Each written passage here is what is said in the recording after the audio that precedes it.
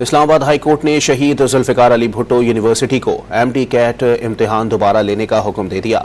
Islamabad high court के justice Arbab Mohammad Tahir ने MD cat इम्तिहानात के खिलाफ दरखास्त की समाअत की। वकला के दलाइल के बाद शहीद जुल्फ़िकार अली भुट्टो यूनिवर्सिटी को 1 माह में दोबारा एमडी कैट टेस्ट लेने का हुक्म दिया। PMDC रिपोर्ट के मुताबिक एमडी कैट पेपर में सवालात आउट ऑफ सिलेबस थे। इस्लामाबाद हाई कोर्ट ने शहीद जुल्फ़िकार अली भुट्टो यूनिवर्सिटी को एमडी कैट इम्तिहान दोबारा लेने का हुक्म दे दिया। इस्लामाबाद हाई कोर्ट के जस्टिस अरबाब मोहम्मद ताहिर ने एमडी कैट इम्तिहानात के खिलाफ दरखास्त की समाअत की।